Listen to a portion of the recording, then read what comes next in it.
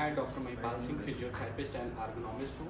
तो मैं कॉर्पोरेट्स में भी work station modification and posture corrections पे काम करता हूँ। साथ ही मेरा दिव्यांग बच्चों का एक रिहैबिलिटेशन सेंटर है जो मैं पिछले 15 सालों से चला रहा हूँ और मुझे बहुत अच्छा लगा आपके यहाँ आकर।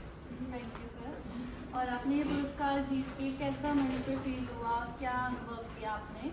मैम इतने सालों से काम करने से तो पुरस्कार तो और भी बहुत सारे मिले थे, पर ये YSS इंडिया का पहला ऐसा मंच था जहाँ पे और पूरे भारत के अलग अलग स्टेट से लोग आए थे जो डिफरेंट एरियाज़ में डिफरेंट तरीके से अपनी काम को कर रहे थे। और सबसे अच्छा तो ये लगा कि जो एक आपने एक ऑर्गेनाइजेशन जो आपने चीफ गेस्ट की पैनल्स बनाए थे जिसमें एयरफोर्स, नेवी और मिलिट्री, तो जिस तरीके से वो देश की रक्षा करते हैं वैसे ही ये सारे समाज सेवी अपने अपने क्षेत्र में अपनी अपनी तरीके से लड़ाई कर रहे होते हैं। जैसे इन बच्चों के साथ मैं अगर इलाज कर रहा होता हूँ तो कई बार पेरेंट्स जो हैं उनको मेंटली, फिजिकली, फाइनेंशियली भी बहुत सारे इश्यूज आते हैं जिनके लिए वो लड़ रहे होते हैं। उनकी मदद के लिए हम लड़ते हैं। कई बार मेडिकल चैलेंजेस आते हैं और उसके साथ साथ इंफ्रास्ट्रक्चर का भी चैलेंजेस आता है। कई बार इस तरीके से भी आता है कि बच्चे में बहुत अच्छा इंप्रूवमेंट है और सडनली उसकी फैमिली प्रेशर प्रॉब्लम्स की वजह से नहीं होती है।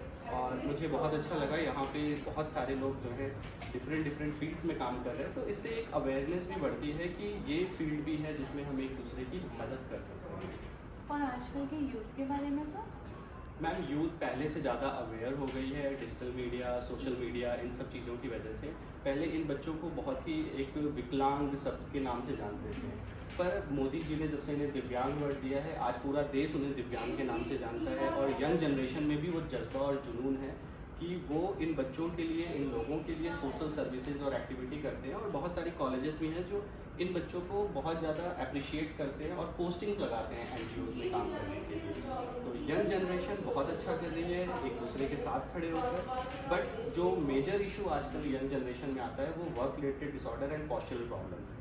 तो एज ए आर्गोनॉमिस्ट मैं कह सकता हूँ बेड पे फ़ोन चलाना, लैपटॉप चलाना, तो वो अपनी ही फिजिकल चैलेंजेस मस्कुलोस्केलेटल से जंग लड़ रहे हैं। कभी back pain, neck pain, knee pain या इंटरनल ऑर्गन की माइल्ड इन्फ्लेमेशन की वजह से, इससे उनमें साइकोलॉजिकल चेंजेस और उसकी वजह से न्यूरोलॉजिकल, तो उनके कॉन्फिडेंस में भी प्रॉब्लम आ रही है जो इन एक्टिविटीज़ में है। तो मेरा यंग जनरेशन से यही कह सकते हैं, हाथ जोड़ के निवेदन भी है या अनुरोध कह सकते हैं कि आप अपनी हेल्थ का ध्यान रखें ताकि आप भी ऐसी संस्थाओं के साथ जुड़कर मजबूती से काम कर सकते हैं। अगर आपका स्वास्थ्य सही नहीं है तो आप अपनी मानसिक तनाव से नहीं जूझेंगे, लड़ते रहेंगे, तो आप बाकियों के लिए कैसे करेंगे?